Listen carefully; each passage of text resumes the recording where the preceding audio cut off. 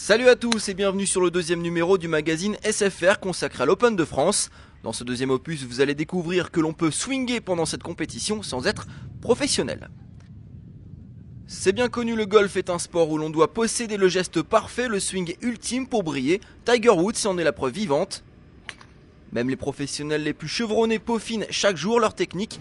Ils améliorent, la perfectionnent pour parvenir à retranscrire en compétition les progrès effectués au practice. À l'Open de France, des professionnels au grand public, il n'y a qu'un pas, et ce grâce à une opération organisée conjointement par la PGA France et le circuit européen. Des professeurs agréés de golf sont mis à la disposition du public, et ce gratuitement. Une opération qui rencontre un grand succès, comme nous l'explique Nicolas, enseignant de golf à l'Isle-Adam. Alors là, l'idée en fait c'est de pouvoir voir un maximum de personnes. Les leçons durent une dizaine de minutes. En fait on utilise la vidéo via un appareil photo avec un logiciel à l'intérieur d'enseignement qui nous permet de définir un ou deux points assez rapidement qu'on peut travailler pendant 5-10 minutes.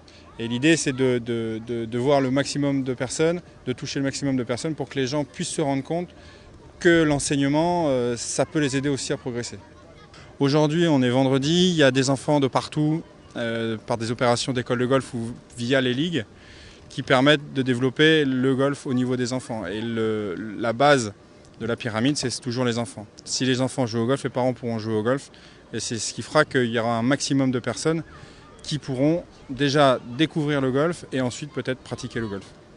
En une dizaine de minutes donc, les golfeurs amateurs peuvent profiter de matériel high-tech tel que la vidéo, un apport intéressant aux yeux du public et qui leur permet de progresser rapidement.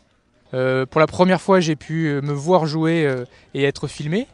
Donc c'est la première fois que je peux avoir cette chance. Donc ça m'a permis de bien comprendre mes défauts et mon défaut principal.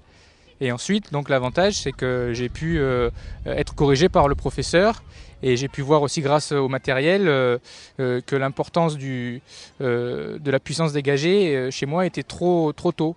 D'autant que j'ai été vu, j'allais dire, à 360 degrés, puisque le professeur a pris de face, de dos, des 4 points cardinaux. C'est un peu tôt pour dire si j'ai progressé. Néanmoins, j'ai ressenti des sensations musculaires que je ne sentais pas auparavant. Donc j'imagine que c'est la voie vers la progression. Pour répéter ses gammes ou pour améliorer sa gestuelle, le practice est visiblement un lieu incontournable pour tous les mordus de la petite balle blanche. Une petite balle blanche que de nombreux enfants sont venus admirer ce vendredi. Le futur Tiger Woods était peut-être de la partie.